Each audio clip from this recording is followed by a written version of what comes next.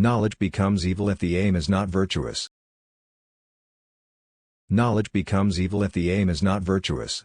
The pursuit of knowledge for its own sake can lead people into dark and dangerous places, where they may encounter things that they should not know about. This can corrupt them, and turn them towards evil ends. Thus, it is important to be sure that the pursuit of knowledge is done with a good and virtuous aim in mind, lest it becomes a tool for evil. Knowledge without justice ought to be called cunning rather than wisdom. Cunning is often defined as being sly or crafty, and someone cunning may be able to get what they want through deception or manipulation.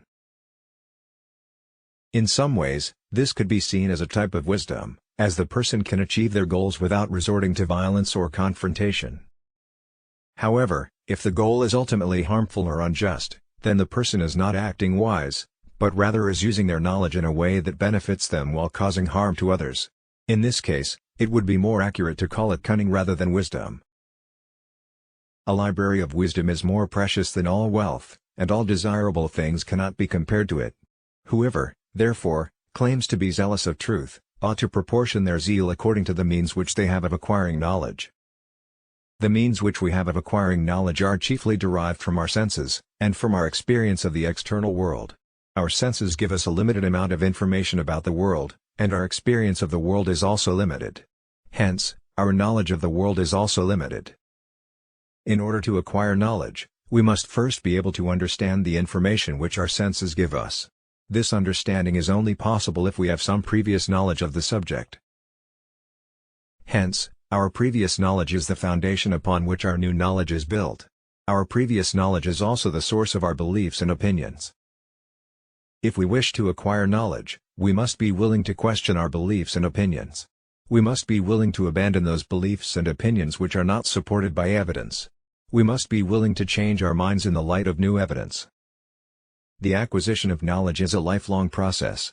We never stop learning. We should never stop questioning. We should never stop being open to new ideas and new ways of looking at the world. And what, Socrates, is the food of the soul? Surely, I said, knowledge is the food of the soul. And what, Socrates, is the food of the soul? It is, I think, wisdom.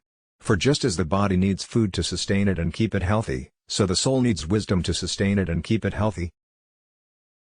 And just as there are different kinds of food for the body, some that are healthy and some that are not, so there are different kinds of wisdom for the soul, some that are healthy and some that are not.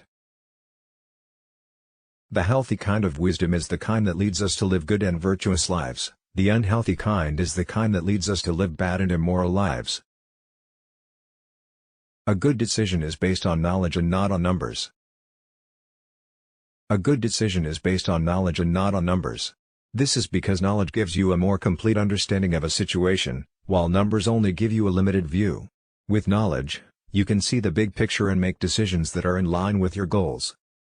Numbers, on the other hand, can only give you a snapshot of a situation and may lead you to make decisions that are not in your best interests.